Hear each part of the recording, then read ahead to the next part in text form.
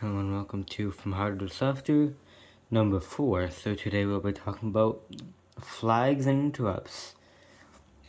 So this is a program counter. Program counter counts up and just counts up repeatedly every clock cycle. A clock just turns on and off repeatedly. Program counter, sometimes abbreviated PC, is a special ability to branch or jump. This just changes the value of the program counter to any address you want. But sometimes you don't want to always branch. Where flags come in. Two types of common flags are zero and carry. Zero is happens when you ignore all of the bits in an ALU output, and the carry is carry out of the ALU. If you don't remember what that is, go back in our second video. So, flags will have a register according to them, called a flag register. And this register can be used to store the flags. What can happen is you can have, let's say you want to jump 0. Well, that's going to be ended with the 0 flag, and that's going to go into the branch. So if we have something like A subtract B, and that's going to be 0, that means that A and B are equal, because let's say 5 minus 5 is 0.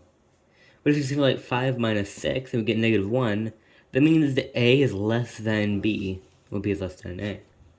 It's very useful for doing comparisons.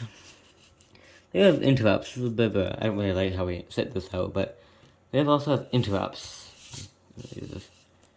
Interrupts.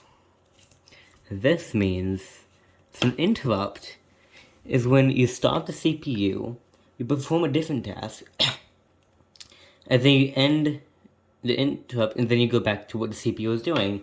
So it'll store everything where it was in the CPU.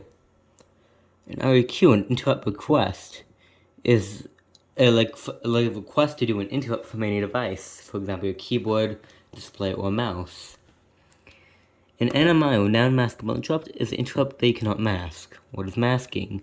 Masking is when you have an interrupt request, and when you mask it, it means that that interrupt is disabled. You cannot use that interrupt. So it's kind of like an AND gate, and when you mask it, the AND gate is 0. Has 0 input, meaning that it can never be run.